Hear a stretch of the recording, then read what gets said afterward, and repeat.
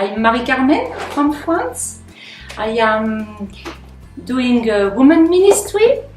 I am in full-time ministry since 35 years with Campus Crusade for Christ. In France it's called Agape France. And my husband is the national director of the country. Marie Carmen, you're in women's ministry. Yes. And a long time in ministry. You have a lot of experience in ministry. So what about women in France? Your heart is for women. Yes. What do you think the greatest needs are for women in France today? To find their value. Mm-hmm. All women are fighting to find their value. Mm-hmm. Yes, so women have to prove that they are valuable at work, at home. It's difficult to raise kids. Mm-hmm. They have to prove that they can stand and say, okay, I'm doing well, I am pretty, my body's okay, I'm perfection. Perfection, yes. Perfect wife, perfect body, everything, mother. Perfect everything. So even among Christians, women are fighting to find their value. How did you become aware of Love Unveiled and the butterfly story? A dear friend, Mark Meister, she showed me a flip chart, and among all the pictures, this one, I identified with this one, saying, this is how I viewed myself. A caterpillar. Ugly caterpillar. So this is the picture that Marie Carmen viewed herself. You identified with this, right? But help us understand, because you just introduced yourself and said that you'd been in ministry for 35 years, right? Yes. So you'd already been doing ministry for other women. Yes. So why did this picture touch your heart? Because it's the way I was seeing myself. Mm-hmm.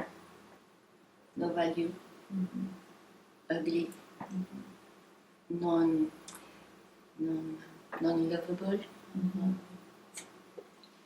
Even in ministry, right. you can be doing a lot of ministry and having some feelings inside that say, you're not, no. So you knew Jesus as your Saviour. Oh, yes. You were a believer. I was a believer. You I was serving Him. God. I was teaching other women about that, our identity and who we are. But it was knowledge, if I can say, things I knew, but I didn't took them for myself as true. So you had knowledge in your head, you would say? Yes, but not in my heart. And so attending the Love Unveiled first workshop helped me a lot about, because we speak about our identity, who we are, how God sees us, and it helped me a lot to say, no, Marie Carmen, you are not the one you think you are, or the one you think others sees you, but the one God's made. Yeah. So you realised you had wings. You were not a caterpillar, you're a butterfly. Yes, yes. So having started to understand who you are, who God sees you to be, then how did that impact you in thinking about other women and how to reach other women? This teaching has been so meaningful for me. I said, I want women in France to hear it, to know that they are butterflies and they have been created by God to fly, not to crawl. So your heart was to take this to the church. Yes. In the beginning, at the first place. To Christian women. To Christian women and help them to be flying. Yes. So that you could impact France together. Yes. Yeah. So we organized a conference for women, and the vision or the idea was to encourage them, to equip them, to empower them and to send them. Right.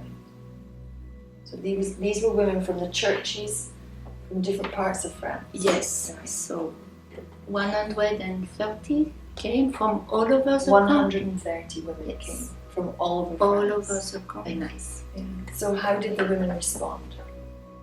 Very well, very positively, very, very emotionally. A lot were crying because this was so new. So Did it touch their hearts? Oh yes, yes. Since the very beginning. Yes. And I told them it's part of the process. Don't worry about the tears. It's part of the process. So yes. And so we are receiving now stories, feedback, testimonies of how they are doing. And it's very, very, very encouraging and humbling. They dare to fly. They dare They to dare be, to fly. yes, to be butterfly, to be who they are, just to be free, to fly in freedom. Yes. So I think the word you used to me was that you felt like God was doing something supernatural. Yes. Is that right? Yes. Yeah.